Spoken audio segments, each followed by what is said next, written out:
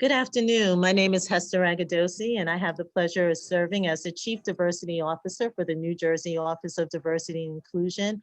And I'd like to welcome you this afternoon for a continuation of our Procurement Readiness webinar series entitled The ABCs of Procurement. This afternoon, we have the pleasure of presenting to you Hekima Qualls, Hekima Qualls, who is with the Princeton Plasma Physics Laboratory here in Princeton, New Jersey. She is going to speak to you about procurement in the federal contracting space.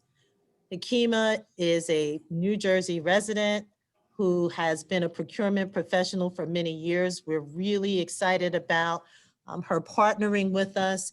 You will find that Princeton will be one of our partners on our 2020 Garden State Minority Women and Veteran-Owned Business Virtual Marketplace Exchange Summit on December 9th. Again, I hope all of you have marked your calendars for that date. It's an opportunity for you to meet with our federal, our state, our county, our local contracting agencies, as well as our private sector contracting agencies as well. We're going to have a full day of matchmaking, as well as providing you with the information that you need to really onboard your businesses to the supply chain that we have here in the state of New Jersey. So before I introduce Hekima, I want to give you a little bit more information about her. She joined the Princeton Plasma Physics Laboratory in April of 2019 as the Director of Procurement. In this role, her division is responsible for the procurement of all products and services used throughout the laboratory to include IT research, construction, maintenance, and operational support. Prior to being at Princeton, Hekima formerly served as the Director of Procurement and Small Business Programs for SGT Inc. SGT was a large federal contractor specializing in research and development, engineering, and IT support to federal agencies such as NASA, the Department of Transportation, and the U.S. Geological Survey. During her 7 years at SGT, Hekima was responsible for procuring space flight hardware, engineering, and services in support of human space flight. Throughout her 25-year procurement career, Hekima has supported all branches of the Department of Defense, the U.S. Postal Services, the World Bank, multiple universities, school districts, counties, states, and municipalities within the construction, IT, science, research, development, and engineering services areas. It is truly our honor to have Hekima spend time with you this afternoon to share with you her expertise as a well-versed, very diverse procurement specialist to give you the information that you need to be successful in contracting. So at this time, I'd like to turn over the presentation to Hekima. Hi, thank you so much, Hester, for that introduction. Good afternoon, everybody. I'm Hekima Qualls, and as Hester went through my background, I've been at PPPL since April 2019. I actually am a New Jersey native. I moved to the DC metro area for about 22 years or so in that federal space, and now I'm back in New Jersey, which I'm very excited to be, and I'm very excited to give you this presentation. I'm sorry, Hekima, can I just sure 1 second? I just want everyone to know that we are going to, I neglected to say that we're going to reserve 15 minutes for questions and answers. And please just put any questions that you have in the chat. So sorry about that, Hekima. No problem. Hester already covered my background, so I won't start there. But I want to give you some background as far as what is Princeton Plasma Physics Laboratory and who we are. And so we actually are a national DOE national laboratory. And even though it's managed, the DOE labs have a diverse background, and we support the various missions of the Department of Energy, including national security, science, and related environmental activities. And so in the DOE national laboratory space, each government-owned contractor-operated lab is managed through an independent contractor.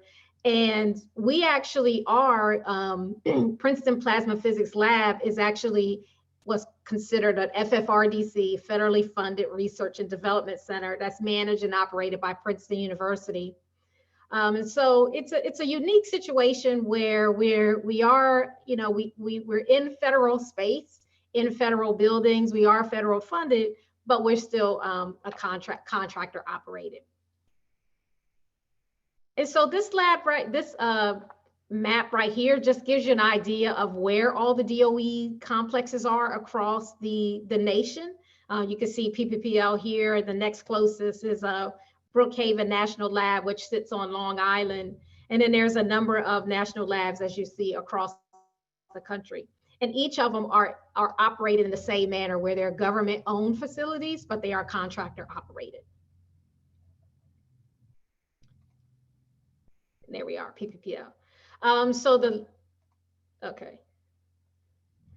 And one thing to know about what we do, our solicitations and procurements are actually managed by the laboratory and not by the overall Department of Energy. And just to give you an idea about, what PPPL does, we actually are in the fusion space. And so, here's the science part of our mission, fusion. Fusion powers the sun and stars as hydrogen atoms fuse together to form helium, and the matter is converted into energy. And so we actually develop scientific knowledge and advanced engineering to enable fusion to power the US and the world. So, if you think about, in a sense, replicating the sun, that's the main focus of the science that we have here at PPPL. And so just to give you an idea of the size of our campus, we're about 90 acres, about 30 buildings, $78 million in annual operations costs. We have about 600 people. And, a lot of people don't realize that we actually are located right off of Route 1. Princeton University has a James Forrestal campus, and we actually are on that campus. We're at the back of that campus. If you're driving Route 1, you might see our sign. Someone actually hit it a few months ago. So we have a new sign that's a little bit more visible. But if you're going Route 1 north, and once you pass the Princeton Hospital, Princeton Medical Center, then you'll see the sign for PPPL. And so over the years, the Department of Energy, they fund these operations. And in the recent years, Department of Energy has decided to, put a little bit more money into our facility. And we are looking to build a new, we're building a whole new building right here in this little spot right here. And there's another building that, that potentially slated to be in this facility, this spot right here. So, one of the reasons why I am, we're doing a lot of outreach is because we want to ensure that our supplier population is very diverse, and to let people know about the opportunities that we have coming up. And so I'm part of the procurement division, and just to give you an idea of what we do, our mission is to, provide quality products and services in a timely manner, while maximizing the value received by the lab, making sure we are consistent with our prime contract requirements, in addition to applicable laws and regulations, the university policies and laboratory policies. And so, I know we're part of Princeton University, but we actually are functionally independent from the university purchasing office, but we maintain a liaison with main campus. So we actually, we do our own procurement. We execute all of our own subcontracts and agreements, and we have a separate set of terms and conditions, which is separate from what's issued as part of the Princeton University main campus. And we are governed by the Federal Acquisition Regulation, the FAR, and the Department of Energy, the DEER. And I'll get into what those acronyms mean a little bit later on. But we are responsible, my division is responsible for procuring all the goods and service needed to operate the lab. And just to kind of show you, give you a visual on what the relationship is. So here's DOE, and here's DOE. PPPL has Princeton University has a prime contract with DOE to operate PPPL, and then we in turn subcontract all that work out to suppliers and businesses, suppliers and subcontractors here in the area. One of the things we need to do is ensure that the sources that we find are responsible, capable, and qualified to provide the supply the products and services. We need to, in the federal regulations, you'll hear the term maximal practicable. We want to make sure, to promote full and open competition on a competitive basis. Our mission is to make sure that everything that we do is competed. We want to make sure that once we award that we negotiate quality products and services, and then as well that we foster opportunities for small businesses. And in the federal space, the small business categories are slightly different than what they are in state and local. And I'll just, then my next slide just talks about the different just talks about the categories that under PPPL, the categories that we track. And so, there's small business, and if there's, terms and there's requirements for, for you to meet for you to be qualified as a small business, a small disadvantaged business, women-owned small business, hub zone, which is the historically underutilized business zone, and that requires a certification from the Small Business Administration. Veteran-owned small business, and service-disabled veteran-owned small business.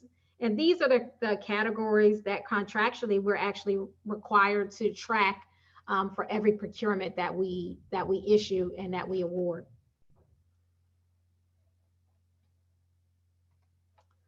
And so what we buy, like I talked about us buying everything. We buy construction, facilities maintenance, research and development, AE design services, CM construction management services, fabrications, all kinds of commercial products and services, computers. We buy a lot of computers, chemicals, electronic components, janitorial supplies, lab supplies, raw materials, scientific consulting services, staff augmentation and training. And these are just an idea of what we spend. I'm sorry, what we buy at the lab. And just to give you an idea, we actually spend about, over the 3 years, we spend about $173 million in these, across the lab in these types of services. But with DOE's investment into PPPL, that procurement spend is going to increase. And so, let's talk about the federal registrations. And so, operating in the federal space is a lot different than operating in state and local. In some cases, it's the same where, yes, the procurement process is the same, but in the federal space, there are different levels or different requirements when it comes to different registrations. So the first thing, you would have to do if you're in the federal space, and this is if you intend on becoming a prime contractor. It's also, it's helpful is if you get this information as a subcontractor as well. But the thing is to attain a Dun and Bradstreet number. So in the federal space, they call it a unique 9-digit identification number, but right now DUNS is the number that's being used. And the link that I've provided is actually free to get a DUNS number. And so, the DUNS number is free, and for all businesses required to register with the US government for contracts and grants. So even if you're doing grants, if you're doing contracts, you are required to get a DUNS number because that ties to the next registration that I want to talk about. But if you go to this, FedGov, yes, Dun and Bradstreet will try to sell you some things, but the DUNS number itself is free. And then with that DUNS number, you'll have to register at SAM, which is sam.gov. And SAM is the system for award management. It is the place where every contracting officer across all federal procurement, every award that they make, the vendor, supplier, subcontractor has to be registered in sam.gov. Again, sam.gov is free to register. It is required for all prime contracts. It assists in the procurement process because there are some documents that you would complete in that system. And then when you go and submit your proposal and your bid, the government just takes that information and downloads your profile from sam.gov. And then it also puts you into the SBA's dynamic small business search. So there's I'll talk about that one here in a few slides coming. But be wary of websites offering to register companies into SAM for a fee, because SAM is free. And again, if you just go to sam.gov and you can start your registration, but it is required if you're going to do business directly with the federal government. PPPL, we don't require it. We highly encourage it because it does, it helps us ensure that you're not debarred from doing business with the federal government. So the purpose is, when federal procurement officers are going through their RFQ process, they have to determine if a business has been debarred or anything like that. And so that information is actually maintained across the federal government by sam.gov. There's another website that you have to register with, and that's E-Verify. So E-Verify is a web-based system that allows employers to confirm the eligibility of the employees that they have that work, on their projects. Employers with federal contracts or subcontracts that contain a specific FAR regulation, you are required to be registered in this database. And then the SBA's dynamic small business search, which is called DSBS. And so this, if you're registered if you're registered in SAM and you are a small business, your information will also show up in the dynamic small business search. And so what you want to do is make sure that your information is here, because this is a really, it's a primary tool for contracting officers to conduct market research. And so this is when, certain requirements under a certain dollar threshold are required to be set aside for small businesses. And this is the tool that contracting officers use to be able to find those small businesses. And it's if you're registered in SAM, then you show up in the dynamic small business search. And now when contracting officers or procurement specialists are searching for a specific type of small business, they can see your information in there, or you will pop up in their search. And so if you are looking to do business with PPPL, we do actually share a supplier portal with Princeton. So if you're actually in the Princeton system, PPPL actually pulls from that same system. This system is built on the Jagger network, which is it's a full-on supplier network. So if you're registered in this supplier portal, you actually will be anybody who uses the Jagger network can see your profile. Just some things to know is that suppliers selected, the way the portal works is you register for the first part, but then if you are selected for an award, then you'll receive an invitation to complete a second part. And so our portal registration, we actually use it. We require suppliers to submit their payment information. We actually do not, one thing, with a lot of different frauds and things like that, we actually do not take suppliers' payment information.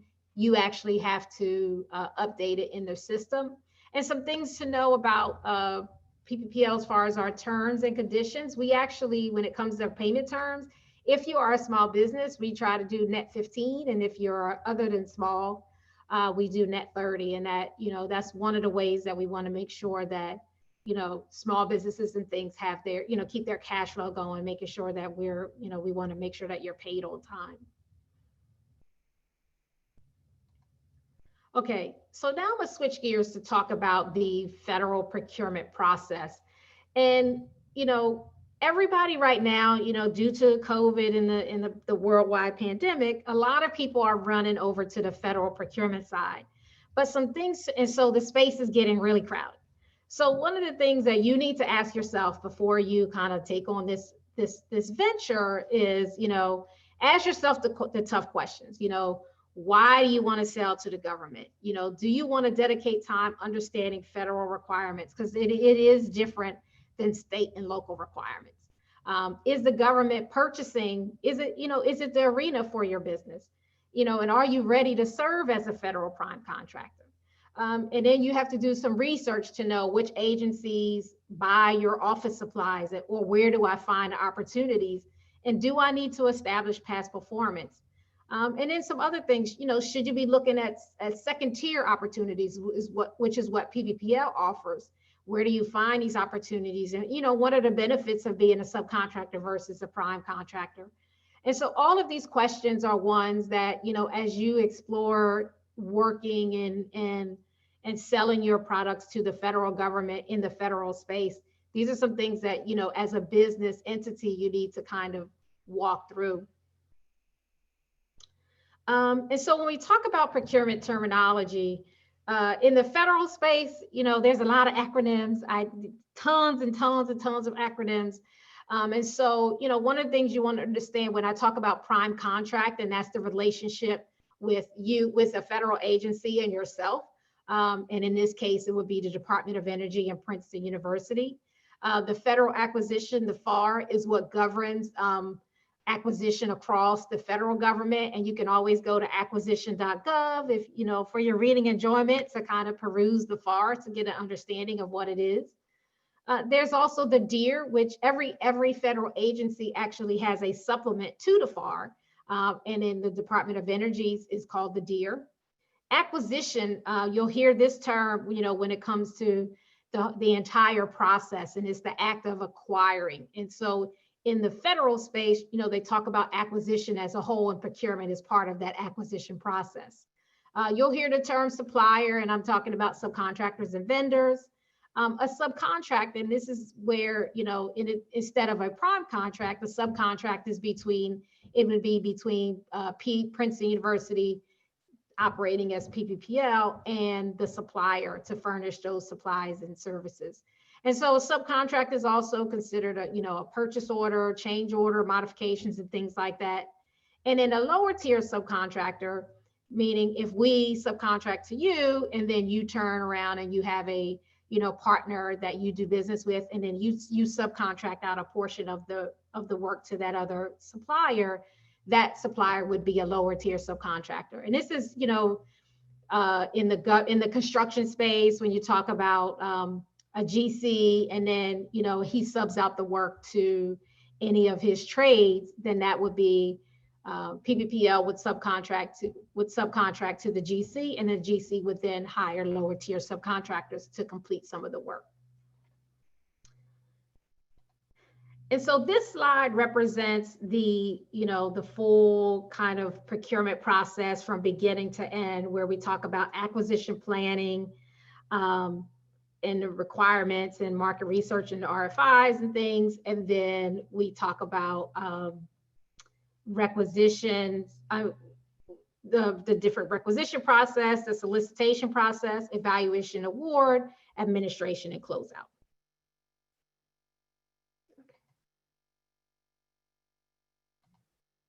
Okay. So just again, some terminology, because I want to make sure I don't speak too much in acronyms, but when we talk about RFIs, those are requests for information, RFQs, the request for quote, RFP, request for proposal. In the federal space, there's what's called a sources sought notices. These are not it's not an actual bid or proposal solicitation. Instead, it's just a solicitation of interest. So if you see a sources sought notice, that means that the agency, they don't know who's doing it. And so they're trying to find sources who could provide this particular service, where request for information is more, they know the surface, they know the type of product that they're using, and they're just trying to get some more information about this from the marketplace. And so once a solicitation is out there and the term amendment, and that's a change to the solicitation, where modification is a change to a subcontract. I know some places use that interchangeably, but in the federal space, it's actually very specific is what the terms refer to. Change orders are changes to purchase orders. You'll see subcontracts that have incremental funding, meaning they may award a contract at $100,000, but maybe they only have funding for $50,000, and it's a way to fund the contract in accordance with the funds that are available. And then period of performance. And so I always hear, oh, Hekima, my contract expires. So subcontracts actually don't expire, quote unquote, expire. You either have a delivery date, you have a completion date, or a period of performance. And really the subcontract is done when either one of those three things are met, or until all the obligations of the parties have been fulfilled. And I say that because if you have a firm fixed price type agreement to deliver, X products by December 31st, and you don't deliver by December 31st, technically your contract is still enforceable until you deliver what they contracted to you to deliver. So that's just some background. So in the solicitation, market research, acquisition planning stage, this is where do I find opportunities? So there's a couple of different places to find federal opportunities. And in the federal space, all federal opportunities over 25K, they have to be advertised. If 25K, if the agency is providing them. And so you can go to beta.sam.gov. And actually, this is a good place to do research as far as what's out there and what's been procured. You have USA Spending. This is another place to find legacy data, to again look to see where the government has spent their money and what opportunities have been awarded. The good thing about beta.sam and USA Spending, you can see what price they paid. So as you are looking at making you're putting together your pricing strategies, you can go and see what other agencies have paid for the specific effort. Then there's a subnet, and I know SBA is looking at updating this, but subnet is one place where large businesses, prime contractors can post subcontracting opportunities, and then networking with different government contracting offices. And I know this morning, if you were on this morning session, Jeff talked about, relationships and building those relationships, because that's one of the ways that people are, at least invited to bid for things that are not publicized, or invited to submit an RFQ or RFP. And so here is where we post. So in some cases, depending on the dollar value of our procurement, it may get posted into beta.sam.gov. But if not, if it's for some of our smaller procurements, we post them on our PPPL opportunity site. And then I know Princeton Prime Supplier Portal, we are transitioning to use the sourcing tool, which you'll start to see our procurements being publicized there as well. Okay, so this series is called the ABCs of Procurement, and I wanted to make sure that I had some ABCs for this opportunity. I mean, for this webinar. And when we talk about ABCs of Procurement, sitting on this side, on the procurement side, where we're actually receiving responses, and we're putting out solicitations and we're receiving sponsors. Here's some things that I, as a potential supplier or subcontractor, here's some things that I need you to focus on. A, answer the solicitation requirements. Be responsive and responsible. And C, cut to the chase in your response. And so A, when we talk about answer the solicitations, we oftentimes see people submit pricing on stuff that they don't offer, or they respond to a proposal and it's not really, they respond to a solicitation, they submit a proposal and it's not really what they do. So one thing you want to make sure is that you read the requirements and understand, does my firm sell those products and services? And do I have the appropriate experience outlined in the solicitation? So for, requests for quotes are very simple because a lot of times we're just asking for, hey, here's a product, I need 100 of these, give me a quote on this. But when you're responding to a request for proposal, a lot of times there's criteria that your firm has to meet. And so if you see a solicitation that says, you have to have 3 to 5 years of past experience of similar size and scope, you need to figure out, one, do I have that experience? And two, if it's not direct experience for my firm, how do I quantify that so I can respond to the RFP appropriately? And that's something, again, as you look at the RFP itself, make sure that you understand what the solicitation is asking of you. Be responsive and responsible. So this is key, because every proposal that comes in, the procurement specialist has to say, all the proposals received were responsive and responsible. What does that mean? Responsive means, did I submit my quote proposal by the outlined due date and time? Period. Did you submit, if the solicitation says that bids are due or proposals are due or quotes are due on November 30th at 4 p.m., did I submit, if you submitted at 4:30, do they have to accept it? And in some cases, actually, no. So it depends on the agency. It depends on what their requirements are. It depends on the contractor. But you don't want to give an opportunity for your bid to be thrown out. True story. I worked for a company. I was helping them put together a proposal. And we raced down there. We got stuck in traffic, and the bids were due at like 9 a.m. We walked in the door. Now, we worked on this proposal for weeks. We got in the door at 10 after 9, and they didn't accept it. And so that's where they wouldn't even, like in that particular agency, wouldn't even take the proposal from you. So you want to make sure that you submit your proposal by the outlined due date and time. In the federal space, if there is a change to the solicitation, if we issue an amendment, you're required to acknowledge every single amendment. And that's to make sure that you understand if there were any changes, so you want to make sure that you read and acknowledge all the amendments. Did you return all the required documents? In the federal space, there's a whole lot of paperwork. So you want to make sure that every required document that is listed in that solicitation, that you return that document.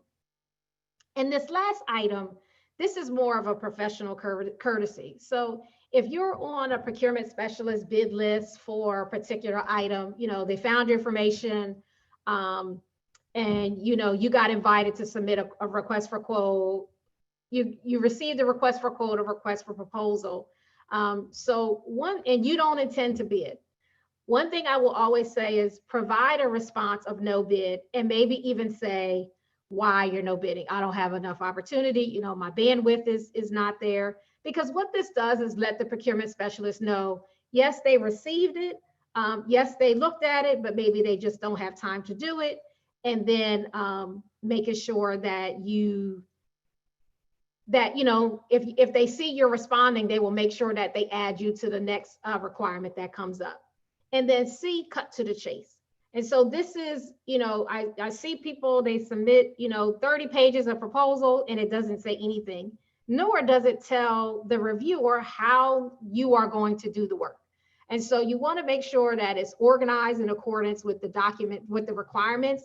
You'll see some solicitations that say, you only have 30 pages, you have to use this type of font and these margins and things like that. Ours are not that detailed, but whatever those requirements are, you have to make sure you meet them, because then that goes to being responsive. Does your proposal show how my firm is going to meet the requirements? And I say that because you want to make sure that you show, that you tell the person how you are going to do it. Because if not, if you just regurgitate, say, we will meet, or we shall meet, or we will do, that's not telling the reviewer anything, and that's not giving them any warm and fuzzies that you are able to meet those requirements. And then, is my proposal in the language of the agency or department? And I say that because everybody has their own vernacular or own nomenclature that they use in their particular agency. And if you're trying to break into that agency, you want to make sure you use the right terminology. It's kind of like going to another country and expecting, you go to an island, you expecting them to speak one language and they speak something else, and you guys are not understanding each other. It's the same premise here in this space. And so how we buy, these are the different types of agreements that we buy on. I could literally spend another 25 minutes on these slides, but I don't want to do that because I have some other things to get to. But we use what's called GWACs, government-wide acquisition contracts, and those are like GSA schedules and things like that. Subcontract and research agreements. If you're in the research space, there's a specific agreement that we have for there. Basic ordering agreements, what we call BOAs. These are standard agreements that you want to. These are standard agreements. They don't lock you into they lock you into like a price, but they don't lock you into, there's no minimum or maximum value that we have to use it, but they're a good way to facilitate work in a quick manner. BPAs, you lock in a price for that term. And again, another fast mechanism for us to order supplies and services.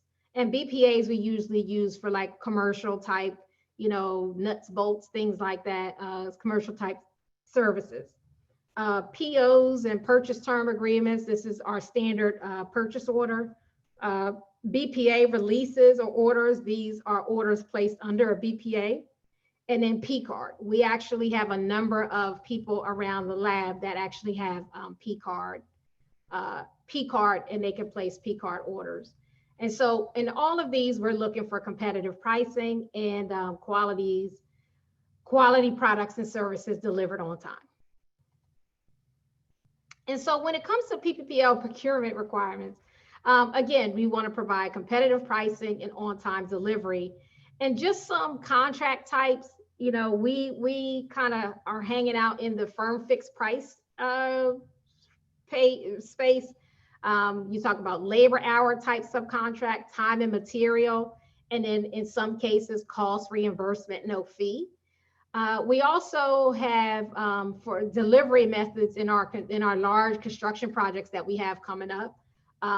Those are going to be CMGC. Those are like CM at risk type contracts, and then some even maybe IDIQ, which is similar to a BOA. It's just IDIQ just commits to a min and a max. The standard federal representations and certifications. So we have our own version, which is actually similar to SAM. We have some insurance requirements for work on site. We need to make sure that you understand, managing government furnished property or government furnished equipment. And then if you are in the staffing space, you need to understand a specific section, FAR Part 31, which talks about the cost accounting standards and what is required of you if you are trying to get a T&M type contract. So specifically in our construction space, because this is a large amount of the projects that we have coming up. So with construction, yes, bid bonds are required. Yes, payment and performance bonds are required if the procurement is over a certain dollar threshold. In the construction space, in the federal Davis-Bacon prevailing wages apply. And we actually are using a tool called LCP Tracker to do certified payrolls. The insurance requirements are there. You must have like a safety rating, and that's your EMR experience. And for those in construction, you kind of know what that is. And then your small business subcontracting plan, meaning how you intend to utilize small businesses in the execution of your construction award. Hekima, you have 5 minutes. Yes. And so, you look at, one of the things you want to look at is our terms and conditions. We actually have them out there. So if you want to review kind of what our terms and conditions are so that you are, you understand, what you would be signing up to do. And everything is out there. Please feel free to kind of, so you get an idea of what the requirements are in the terms and conditions. So all that to say, like, who gets the award? So, in our space, yes, lowest price or lowest price technically acceptable. LPTA is kind of what constitutes competitive, or you may hear the term best value, which is the award most advantageous to PPPL based upon price, schedule, and all other factors.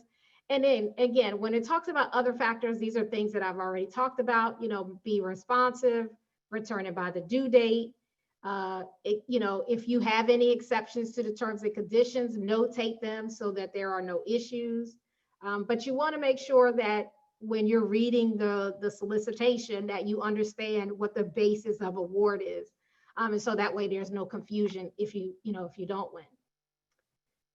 And so here are some words of wisdom, I guess, that, I've been doing this for 25 plus years, and just some things that, as a business owner, a small business owner, before you kind of get into this space, just some things that you should know. So one, invest in your business development and marketing. And this phrase, you cannot sell a secret, that my stepfather always says that. And really, do your market research, make sure that you are marketing to the right people, but you have to invest in marketing. Just because you are a small business doesn't mean you have to appear small. And so I say that because I still see a lot of people using, mybusiness@gmail.com. Yes, what that shows to you is you're a small business. And then what it also says to me is that you haven't invested into your business to be able to, put together a professional front. And you have to be wary. I still see people using AOL, Yahoo email addresses. Hey, nothing against them, but in a professional setting, you need to have a professional business email. Not to mention, there may be, systems that kind of don't let those emails come through because it looks like spam. So you want to make sure you have a professional business email, and even a professional business website, because the first thing, now in the age of the internet, the first thing a procurement specialist is doing when they're looking for a service is Googling. Become an expert in your field. Small businesses, we all have a tendency to be a jack of all trades, but you want to stay in your swim lane and resist the urge to become a jack of all trades. Work smarter, not harder, meaning develop a standard capability statement and develop a standard RFI response. So that way, as you are, responding to these things, you already have the documentation set up. Do not suffer from what's called incumbentitis. And that means that you've had a contract for a lot of years and, you're about to rebid it. And now you're saying, oh, I should automatically get it. No, that is not the case. Just because you have a current contract does not mean you will automatically win the renewal. Be competitive and stay competitive, and do not assume that the proposal team knows your firm. And then at the end of the day, do a good job, perform the work as contracted within the scope, price, and time frame that you proposed. And then I just have, stay in touch with us. Here's our overall number. And then there's just some other resources to the local SBA office, and then as well as what used to be called the PTAX. So I got it all in, Hester. Thank you, Hekima. You did a really great job, and appreciate that. And we're going to take the remaining time to ask some of the questions that are in the chat. But just as a reminder that this procurement webinar series is going to continue this week. We're going to continue with this particular focus on the ABCs of procurement. On Wednesday at 10 o'clock a.m., we have Amy Davis from the New Jersey Department of Treasury, Division of Purchase and Property. And we also have Wes Coleman from Rutgers University, who will be speaking to you about procurement in their respective institutions, particularly Treasury. They handle the procurements for many of the state departments and agencies here in New Jersey. So I would encourage you, if you have the time and opportunity, to join us on Wednesday at 10. Also, many of you have asked about this particular seminar, webinar, I'm sorry, I should say. It is being recorded. It will be made available. With Hekima's permission, we will also provide to you the deck presentation so that you can have that as a reference.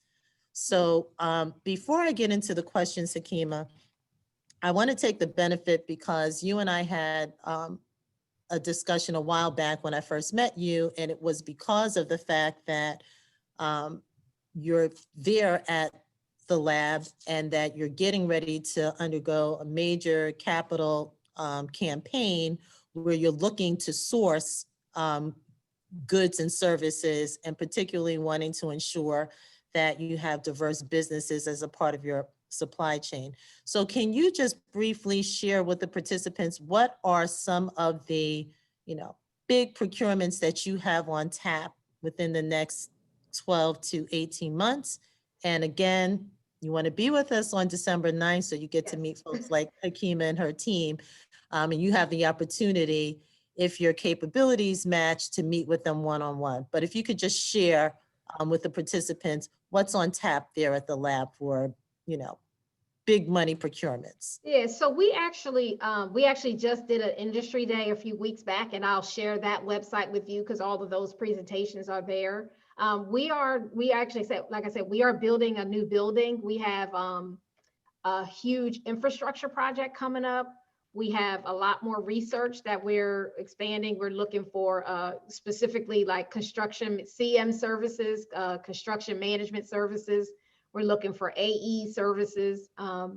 Those are the major procurements that I know are either out on the street right now or coming within the next, the larger projects that are coming within the next month. We also have the continual work that goes on every day, meaning, buying just the general supplies and services. But the new building, that RFP is going to be on the street within the next, I would say, the next 6 months. And so on our Industry Day website, you'll see the presentations from the actual project managers for all of those pieces. And so you can actually view what they talked about specifically, and some of the requirements of those facilities, as well as the AE work and the CM, the construction management services. There's also a presentation by the facilities department on there, so you can hear actually from the specific groups of what they're looking for and what work they have coming out on the street. So those presentations were really valuable. We actually did separate breakout sessions, and each group got an opportunity to present their information. So that was helpful. So I'll make sure I add that as a link into this slide presentation. Thank you for that. And also, just as a reminder, and Hekima touched on that as well, the lab and Princeton University are separate as it relates to their procurement, purchases, and sourcing. And so we intend to have representation from both. Yes. But right now, we're just focused on the lab. So moving into the questions. We have someone who wanted to know, is the process the same for HR services, i.e. consulting, training, events, activities, employer parties? So I guess they're asking more on the professional services. The process is the same. Yeah, the process is the same. We actually did, last year, we did a huge effort where we solicited a number of large firms to provide us with staffing, professional staffing and things. Some of the HR services we have are handled by the university, but we do, contract out. Like we actually just did an effort to convert a bunch of training videos over from Adobe Flash to HTML5. I mean, so those are the type of services that we offer. Some training is done internally. If we have a requirement to put out training, we will reach out to suppliers that are either in our database or ones that we've used before to send them RFQs. But a lot of those procurements are smaller, which are under the simplified acquisition threshold, which is the $250K. And so those are handled pretty much internally, meaning if we have your capabilities, or if you're registered in our supplier portal, we can pull your information to send out those RFQs and RFPs. Thank you. Next question, are there specific resources for marketing to the government? For example, are there standard RFI responses that you can share? I wouldn't say standard. You could, so I would say there are firms out there that will charge you to put them together, but you could probably, the SBA actually has, if you go to their Office of Government Contracting space, they actually have a lot of template, well, I would say templates, but just guidelines on things that you can provide. There are 2 books. Okay, these are personal, these are not associated with the lab, and I am in no way affiliated with either of these companies. But one of the books I actually have at home is called Successful Proposal Strategies for Small Businesses. It's by a guy named Dr. Frey. Years ago, about 2014, I attended his class. And it actually was a really good course in like putting together your proposal, how to market, how to kind of be in that business development space. And then there's another book, and both of these books are on Amazon. There's another book called Federal Government Proposal Writing. That one is a really good one because, again, it breaks down, kind of how you need to evaluate a solicitation, from a business development perspective, and you putting together those documents to make sure that you respond accordingly. It is it is not easy. So just know that, deciding to be in the federal space, and it's really competitive right now, unless you find, like a good niche, or you become very, you become an expert in what you do. And I say that because if you are the leading person in your particular field, or you offer a product or service that people will want, then they're coming to you to get it. And the federal place is about, knowing who provides what, because a lot of times we just don't know. And that's when if you go out on beta.sam.gov, you'll see sources sought notices or RFIs, and just do the research. If you have if you have somebody or intern or something that can collect that data for you, and just, look to see, that's why I said know your NAICS code, because if you search by NAICS, you can see everything that's out there in the NAICS code that you perform. And that's one way to understand your market research and understand, which agencies buy what you sell. So Hekima, you have a question. It says, as a vendor who deals with companies when they are building a new office or moving, how do you find opportunities for facilities? Is there, mentioned they didn't see anything on the website you listed. So is that something that they just have to keep checking? Yeah, right. Right. Yes, they have to keep checking, because when the requirement comes up, we know something may be coming, but until procurement actually gets it into our hot little hands, we don't know, who's able to, we don't know when we're going to procure it. We know we're doing a new building, but moving actually may not occur for another year or so, just because of the time frame of, we haven't even started design yet. So when I tell you this is we are in the early stages, meaning we haven't even designed. We have a conceptual design, but the building itself hasn't even been designed for us to get to, all the ancillary services that go along with this. So I would encourage you, just keep checking back with us. And as soon as as soon as we have that requirement, we'll put it out for people to bid. So I don't know if this is addressed in your answer, but the question is, will the PPL procure security systems for the new building? So it's going to be an extension of the services that we already have. So it's whoever is working on my guess is, and this is pure speculation, my guess is, whoever's, that's going to be extension of the security system that's in place now.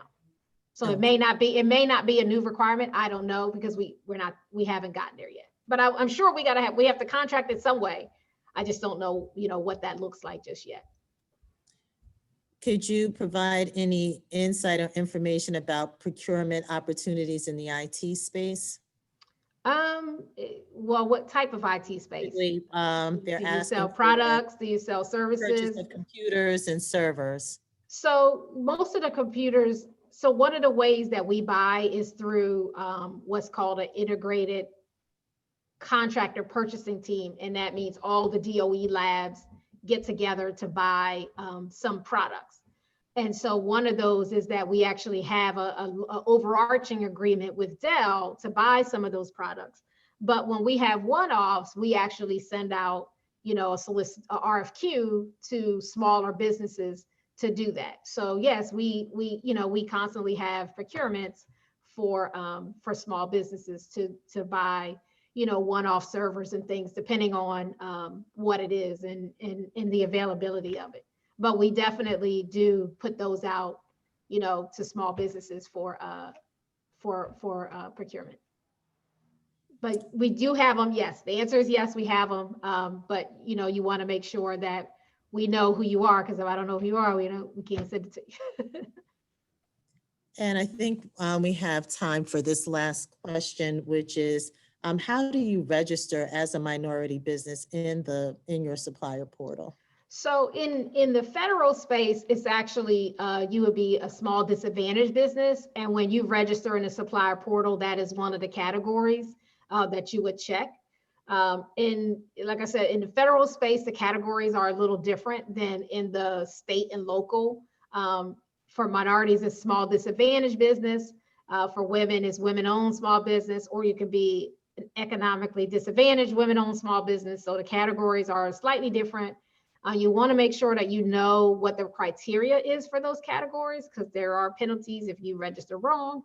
But make sure that when you register in the Princeton Prime portal, you check off the categories that you meet. And the good thing is that they have both our category, the federal categories, and the state categories, because the main campus uses some of the state categories. Okay, well, you just mentioned penalties and you got my attention.